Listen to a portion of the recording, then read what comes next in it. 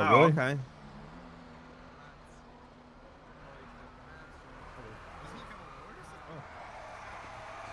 What's going on, Turner? How you doing? Out of there, Brian.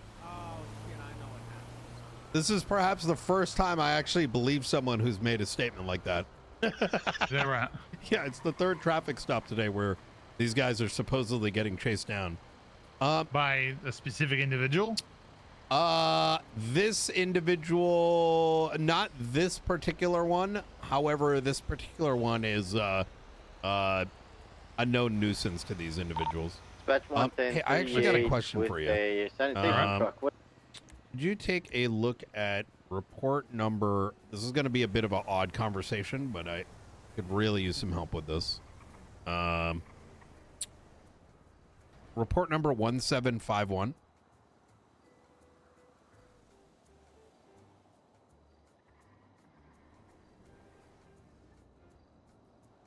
Incident 1751? Mm-hmm. Okay. James Kelly, sale of drugs. All right. So, sir, I don't know how much I should be taking my gloves off. I'm going to be a little frank, right? First week or so, we were kind of told to, like, go like a little light or whatever. And the last 2 times I've been on duty, I've gotten people to admit that they're not only selling drugs, how much they're getting, and I don't want to push further than is desirable. You kind of get what I'm saying? 150 to 200 bags. You rate that some bitch. You go hard on him. Okay, so what? Like when you look over this, like you're not like, yo, Brian, chill. No, this guy's a big time pusher. I mean, he's got 200 bags on him, individually packaged bags. Oh yeah, and then he admitted to selling 250 on top of that. And he admitted to selling 250 on top of that. Yes, and he also admitted that all those rolls were from it. He told me. So the reason I didn't go down for the raid, if you look at that interrogation tape, he gave a lot of information out, and he was very. His demeanor was exceptionally cooperative. So.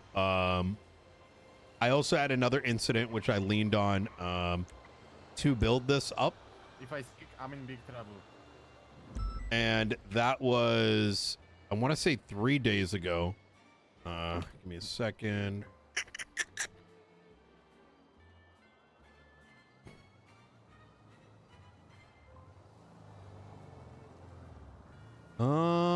Wait, why does this search not work? Oh, there we go. Brian Knight. Yes. The next one was gonna be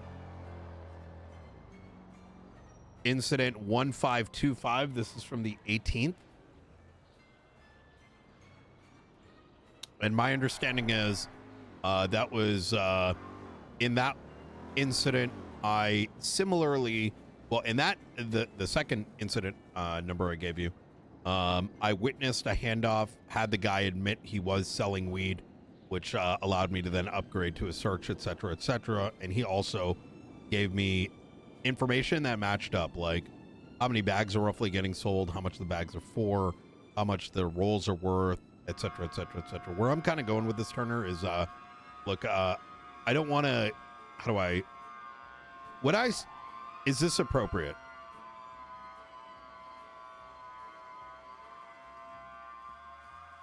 Kind of understanding what I'm trying to say? You're trying to, yeah. I mean, have we established the? I think I'm trying to understand what you're saying. That goddamn horn is driving me up the wall. Do you hear that horn? Mm-hmm. Sir, I've been on duty twice, and I've nearly destroyed someone. And like I can push like pretty hard, but I don't want to push beyond what I think would be appropriate for the current rebuilding of the economy, if that makes sense. Use your judgment there, I'd say. What would you have done? Gloves off. Filed for a warrant, possibly push the interrogation towards seeing who else they might be cooperating with. Look to aim to get phone subpoenas, see what those unravel. I mean, I mean, it kind of depends, really. I kind of base it on how big of a problem I personally feel a certain situation is. So, like, if they're, given the fact that I have no reason to believe that there's some kind of, like, marijuana epidemic, I probably wouldn't go beyond this until I've established some sort of pattern with that individual. Right. I would continue doing what you're doing. I would still go for rate if they have a large. I mean, we talked to a judge. Myself and Slacks talked to a judge as to what would constitute enough for a raid. You know, in the current state of things. We brought up a situation where someone was found, I believe, with 63 bags, something along those lines. They said they would absolutely constitute that, or constitute that as enough to go after someone. You just have to generate the PC for why you believe it'd be in their house, right? Or wherever it is. These bags are 10 grams a piece, the average bag that's being sold on the street. I think you have enough to go for raids. I think depending on the outcome of those raids, so you find more in there to show that they are more involved than, say, a one-off, or, you know, actively involved in cultivating or something along those lines, then maybe start pushing harder. Right? If you find, say this James Kelly person, you search him, he has 200 bags on him, says he didn't do anything, you end up raiding him, has nothing in there, you charge him for what you got, and you leave it at that, maybe for the time being. And then over time, you know, we push a bit harder and harder. Okay. All right. Easy. I did in this especially if somebody has a history. I want to say, if somebody has a history, go hard on them. Okay. I'd say go all the way. If they're consistently coming back and doing this over and over and over, and we're catching them, and they're being sloppy with whatever the situation is, we should push them. It would only make sense for us to push further into subpoenas and find out who they're working with, where they're getting it. Suppliers, right? Maybe not act on it right away, but definitely, you know, start building up to that. Okay. In that incident from yesterday, I did push the dirty money charge. There was a bit of a conversation between myself, Barrick, and Ruby as to whether or not the charge can be pressed, because I guess there's clarity being awaited for from the DOJ. I chose to push for it anyways, as in my mind, dirty money is the exchange of currency for illicit products. And he pled guilty to it. So we're not going to have an issue if you pled guilty to it. However, there is no clear definition as to what dirty money is. Is it like if I'm understanding correctly, it's quote unquote dirty money per the way it's written right now? Right, exactly. That's a charge we're hoping to get removed. There's no nice. or defined heavily. Right, there needs to be a definition as to what dirty money is, or the charge needs to be removed. One or the other. In the same way, it seems to be a charge from the old state of the DOJ, and it made it through. It hasn't been removed. That's what my understanding of it is. Yeah, 2 economies ago. Okay, so I'm not too familiar with those economies, but that's what my understanding of it is. Okay. So hopefully, with the city council in place, they're going to be able to actually act on it now and get rid of it. Should never been in the first place. Oh, that's cool. So the city council is might be changing laws and stuff. That's who you're going to go to. If you want to change laws, if you want laws changed, you need to go to city council.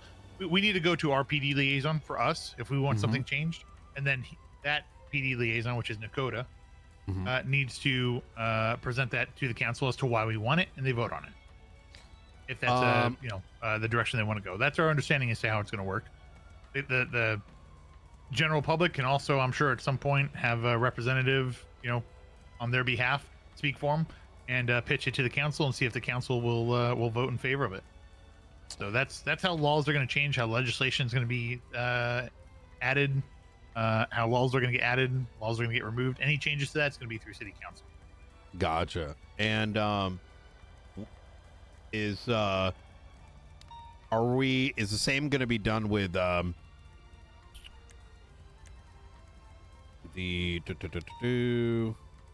Kidnapping a government employee? 2 of those? No, so I went with like sale of drugs and possession, etc., and I chose not to push the charge of felony possession with intent to distribute, as it's defined as large quantity, which is subjective. So It is subjective, but there's more prongs to that as well, right? Yes, that is true. Well, let me pull this up. Any person who is found with large quantities of drugs, intent to distribute can be inferred through circumstances. The issue that I have with this is, while there are other prongs, it's still, at least the way that I read it, still has a requirement of there being large quantities, irrespective of the other prongs. Which is subjective. So are you saying you want something, over X, 1,000 grams? Yeah, exactly. So 1,000 grams like and then the prongs. Okay. Yeah, because otherwise, like, yeah, they may have all these other things, right? Like, do they intend to distribute? Yeah, sure, but what is a large quantity? Is it 20 bags? Is it 100?